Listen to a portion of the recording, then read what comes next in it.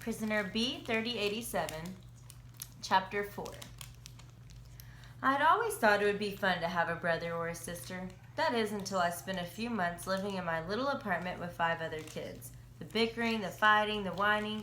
You'd think that soldiers in the street and synagogues burning and days with nothing more to eat than moldy potatoes would be more important than who got to play with a doll or who got to sleep by the window. But you'd be wrong. The nights were the worst. I pulled my pillow and blanket out in the hall whenever the Rosenblum girls were arguing, which seemed like all the time now. I had to sleep on the floor, but I didn't mind so much. I would be sleeping on the floor here or there, and at least for now, I had the whole hall to myself. If we had to take in another family, I thought bitterly, I'd probably have to share the hall too. I was sound asleep one night when a creak in the hall woke me up. In the darkness, I saw the shape of a person. "Who's there?" I asked, feeling my heart in my throat. "Shh, Yannick, it's me," my father whispered. "I'm sorry I woke you. Go back to sleep." Father had his coat on. He was going outside. "Where are you going?" I asked him. "I want to go with you." "No, it's dangerous to be out after curfew." "Then why are you going?" I was scared. I scrambled out from under my blanket. "Are you going to leave the ghetto?"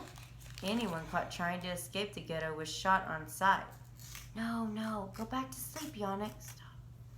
No, I wanted to help. My father had begun to look so tired lately. The work gangs and the lack of food made him look like he'd aged 10 years in 2.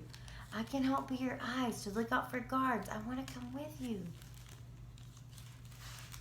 "Shh, Yannick, you'll wake everyone up," my father sighed. "All right, but not another word. We must be silent. Do you understand?" I nodded and hurried and put on my coat. When I was ready, we slipped out the door and down the stairs. I had never been out this late before. The stairwell was dark and full of shadows. My heart still leaped at every little sound, even with my father there. My father led me down the stairs like we were going to the building's furnace in the basement, but instead we went out through the back door into the alley behind our building. Snow fell in big, thick flakes, muffling everything. It was so quiet you could hear the flakes hitting the snow that was already on the ground. Tick, tick, tick, tick. I followed my father through the silent alley.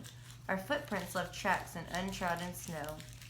I looked behind me, suddenly worried that we were leaving a trail that would be easy to follow. But the falling snow was already covering our tracks. I prayed for more of it, even though more would mean new work details for my father and other Jewish men to clear it in the morning.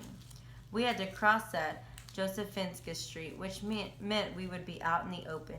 Down the block, a German soldier in a greatcoat, scarf, and hat cupped his hands to his face to light a cigarette. My father put a hand on my chest, and we flattened ourselves against the wall in the shadow of an apartment building. I watched the German soldier breathe out a long cloud of smoke. The red ember of his guitar glowed in the darkness. Where was he from? What was his name? Did he have a family? Children like me? Did he hate Jews the way Hitler did? Had he ever killed a man? The Nazi rubbed his hands together, stomped his feet to clear the snow and cold from them, and walked around the corner, out of sight.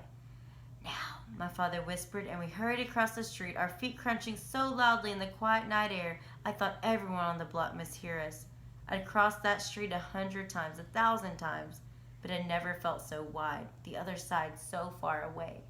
When we reached the alley across the street, we stopped, leaning against a wall again while we caught our breaths and listened to see if anyone had heard us. The only sound was the falling of the snow. Tick, tick, tick, tick. My father led me a short way on, and I began to realize where we were going. Uncle Abraham's bakery. The Nazis had let him keep it to bake bread for the soldiers. As we pushed on the door to go inside, something caught. A towel was stuffed into the crack along the floor. As soon as we were inside, I understood why. Bread. The wonderful, beautiful smell of bread. The aroma alone made my stomach growl. I had learned to live with hunger, but now that my body knew there was fresh baked bread to be had, it could barely contain itself. I shook with anticipation. My father placed a towel under the door, and we made our way down the corridor to the ovens. Uncle Abraham and Aunt Fela had covered every window and door with towels, sheets, blankets, anything that would block out the light and the smell. "Oscar," Uncle Abraham said to my dad when we found them. He hugged my father, and I ran to where Aunt Phila was pulling racks of bread from the oven. "And I see you brought a helper," Aunt Phila said. "Hello, Yannick." She smiled at me, but I only had eyes for the bread, golden brown loaves that glistened and steamed in the cool air. I felt my mouth water. Phila laughed. "Take one." "After we work," my father said, and my heart burst. How could I possibly wait? I turned to my uncle. "What can we do?" "Are you firing both ovens?" my father asked. "Only one for the bread," Uncle Abraham said. He opened the second oven to show it was empty. "And this one, we're burning wet wood to help cover the smell of the bread with the smoke. We weren't able to save enough flour to bake in both ovens all the time anyway. We must make it last. Another month, another 2, another year." "Spring," my father said. "The British and the French will be here by then." Uncle Abraham shrugged. "And maybe the Russians get here first. The peace can't last." 17 days after Germany had invaded Poland from the west, the Soviet Union had invaded from the east. Poland was split right down the middle, and the Germans and Russians had promised not to fight each other. For now. In the meantime, we'll bake when we can, but if the Nazis find out... "Come, let's get to it," my father said. "Yannick and I will feed the fires." We worked in the wee hours of the morning. Father and I feeding wood and coal into the ovens, Uncle Abraham making dough, and Phila putting in those delectable loaves from the racks and putting them in sacks. "We must get you back before light," Uncle Abraham said at last. "Here, take 3 sacks apiece. That should be enough to sell on Krakousa Street, plus 1 sack for yourselves." A whole sack of bread just for us? I almost moaned at the thought of such a feast. "Moshe is coming by tomorrow to pick up sacks to sell to the families on Wagierska Street," Abraham said. "And Dawood and Sala tomorrow night to sell to Rikaka Street." "How much per loaf?" Father asked. Abraham shrugged. 5 zloty, perhaps." 5 zloty? A loaf of bread usually costs no more than half a zloty. I hate to be so mercenary, but the price of flour has gone up too. "You can still buy flour?" Father asked.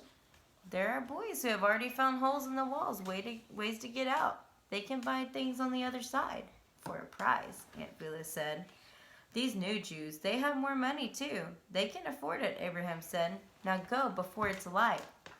"Enjoy your bread, Yannick," Aunt Phyllis said. She kissed my forehead, and Abraham and my father hugged each other goodbye.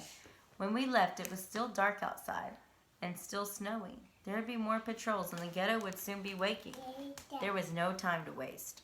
Once more then, Yannick, to home, and then we shall have fresh bread for breakfast. How does that sound?" "Delicious," I said. Father put a hand to my shoulder and squeezed it. "We just have to survive the winter, Yannick, and then everything will be better. You'll see." I was still worried he was wrong, but fresh bread made me forget all my troubles, for a little while at least.